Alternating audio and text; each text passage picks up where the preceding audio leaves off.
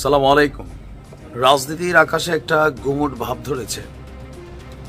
এই মুহূর্তে যে সরকার ক্ষমতায় আছে, গেল 5ই আগস্ট পরবর্তী সময়ে বাংলাদেশের প্রত্যেকটি রাজনৈতিক দল, সাধারণ জনতা যারা আওয়ামী লীগ বিরোধী শক্তি ছিল, প্রত্যেকে একটা আশা করেছিল যে ডক্টর মোহাম্মদ ইউনূসের সরকার অন্তত এমন কিছু কাজ করবে যেন বাংলাদেশকে আর কখনোই পেছনে যেতে না হয়, দুর্নীতি না থাকে, লুটপাট না থাকে, আইনের যেই শাসন সেটা যেন প্রতিষ্ঠিত হয়। ইভেন যেহেতু তিনি একজন নোবেল লরিয়েট, ওয়ার্ল্ড ওয়াইড তার একটা পরিচিতি আছে, সেগুলোকে কাজে লাগিয়ে বাংলাদেশের অর্থনীতি মানে টোটাল দেশটাকেই তিনি ভিন্ন একটা রূপে গড়ে তুলবেন। সময়ের পরিক্রমায় প্রধান যে স্টেক হোল্ডার আছে এই আন্দোলনের, জামাত বলেন, বিএনপি বলেন, আরো যে ছোটখাটো শক্তিগুলো আছে, ইভেন খোদ জাতীয় নাগরিক পার্টি যারা এই সরকারের নিয়োগকর্তা হিসেবেই ডক্টর ইউনূস একসময় বলতেন, আজকে প্রতিটি দল থেকেই একটা বড় অংশ এই সরকারের বিরুদ্ধে নিজেদের অবস্থান প্রকাশ করছে। প্রত্যেকে প্রত্যেকের রাজনৈতিক স্বার্থ তারা এখানে ফোকাস করছে, আর এর ফলে হচ্ছে কি নানানভাবে সরকার ঝামেলার মধ্যে পড়ছে।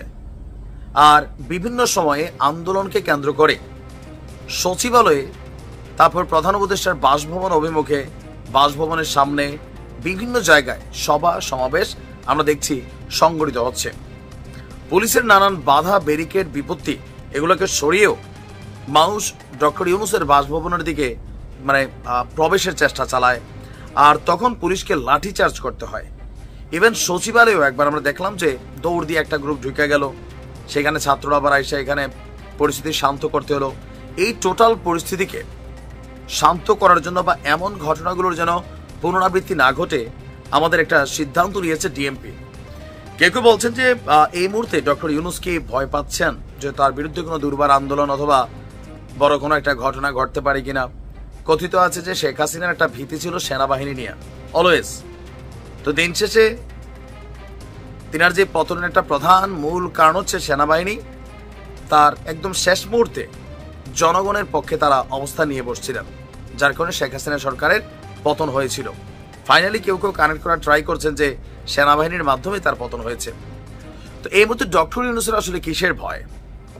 কিন্তু আমাদের সরকারের যে আইনশৃঙ্খলা বাহিনীর যিনি প্রধান এই মুহূর্তে ঢাকা মহানগরের পুলিশের ডিএমপি যিনি কমিশনার আছেন, শেখ মোহাম্মদ সাজ্জাদ আলী, তিনি একটা বিজ্ঞপ্তি জারি করেছেন, প্রজ্ঞাপন জারি করেছেন। এতে বলা হয়েছে জনশৃঙ্খলা রক্ষার স্বার্থে ঢাকা মহানগর পুলিশের অর্ডিন্যান্সের 29 ধারায় অর্পিত ক্ষমতা বলে আজকে থেকে পরবর্তী নির্দেশ না দেওয়া পর্যন্ত বাংলাদেশ সচিবালয় এবং প্রধান উপদেষ্টার সরকারি বাসভবন যমুনা এবং পার্শ্ববর্তী এলাকায় হোটেল ইন্টারকন্টিনেন্টাল মোড়, শাহবাগ মোড়, কাকরাইল মোড়, মিন্টো রোড, এই সকল এলাকায় সব ধরনের যে কোনো রাজনৈতিক দলের সভা সমাবেশ, গণজমায়েত, মিছিল, শোভাযাত্রা নিষিদ্ধ করা হলো।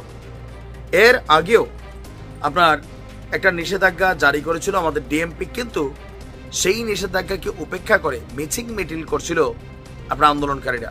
এবার রেড কার্ড জারি করতে যাচ্ছে আইন শৃঙ্খলা বাহিনী।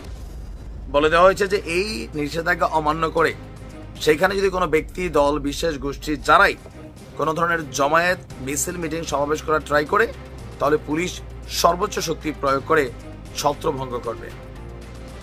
এখন এটা কি ডক্টর ইউনূসের নিরাপত্তা? অবশ্যই এখানে খুবই গুরুত্বপূর্ণ একটা ইস্যু, কারণ কথায় কথায় ওনারা বাসভবনের দিকে যেভাবে যাত্রা শুরু হয়, সেক্ষেত্রে তার নিরাপত্তা ইস্যুটা খুবই গুরুত্বপূর্ণ। এবং সচিবালয় হচ্ছে বাংলাদেশের হার্ট, এখানে ঢুকে গেল, ধাম করে একটা দুর্ঘটনা ঘটাই দিল। সো এই জায়গার নিরাপত্তারও খুবই জরুরি ছিল। ডিএমপি একটা কার্যকর পদক্ষেপ নিয়েছে। এটা হয়তো অনেক কাহিনী আছে পিছনে, আই ডোন্ট নো, গোয়েন্দা তত্ত্ব থাকতে পারে, কি আসলে জানি না। কারণ আওয়ামী লীগ বাংলাদেশে ফিরবে, শেখ হাসিনা বাংলাদেশে বড় ধরনের একটা ঘটনা ঘটানোর চেষ্টা করছেন, তারপর যুক্তরাজ্য সতর্কতা, সবকিছু মিলিয়ে আল্লাহ ভালো জানে। ভালো থাকুন।